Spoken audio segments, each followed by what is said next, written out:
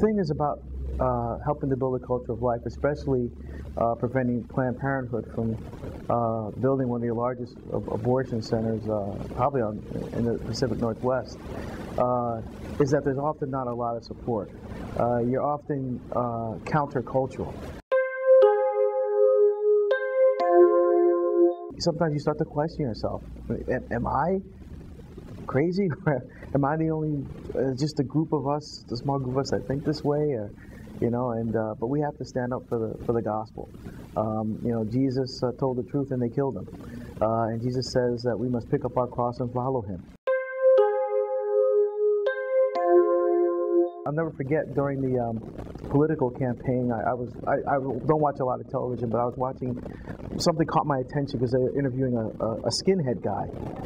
And because I have a law enforcement background, I'm always interested in that kind of thing. And so what was interesting to me was that he was voting for the black candidate. And I was taken aback. I said, why is he voting for, because you would never think that would happen. And what he said to me sent chills down my spine. He said, we no longer have to burn crosses on lawns. We no longer have to wear white hoods. He said, we'll let the niggers kill themselves. And he was talking about support for abortion, and I was stunned.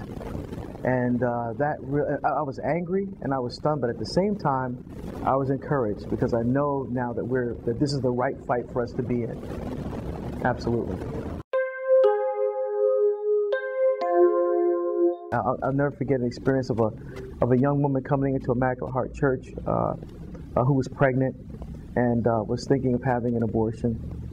And she came and talked to me, and I noticed a little bit of a baby bump, and so I asked her about it, and she started to cry. And she said that she was kind of a rambunctious teenager. She ran away, I'm just going to do whatever I want. She, single mom raising her. She ran away from home. She went with her friend to find adventures down in California, so they hitchhiked down I-5. They came across these guys and got into these drug and alcohol binges, and one of these guys got her pregnant. And so when she told him that when she was pregnant, he said, well, you need to go get an abortion, take care of that. And she didn't want to. So she decided not to, but to tell him that she did, thinking that he would, change his mind, or that he would still want to be with her. But as soon as she told him that she did have an abortion, he left, and she never saw him again.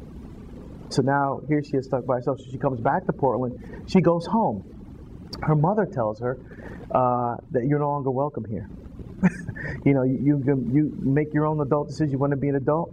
Well, now you're on your own. And so she had no place to go. So she came to church trying to find some hope. And so I directed her to a pregnancy crisis center. And at that center, she said she went to Planned Parenthood first, and they told her that, it's just a blob of tissue. The easiest thing is just to get rid of the problem, move on with your life.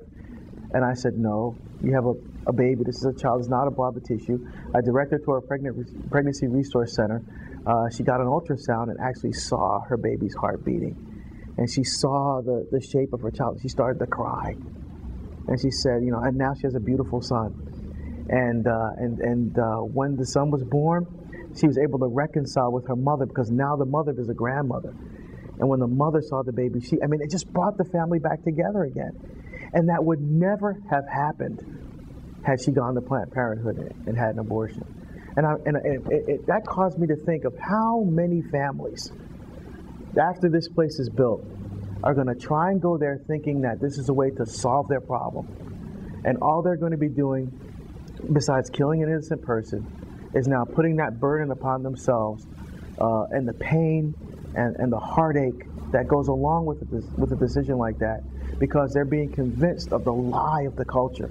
And that's why precious children are so important. We need to stand up and speak the truth in love, and because that's what Christ calls us to do, even when it's difficult.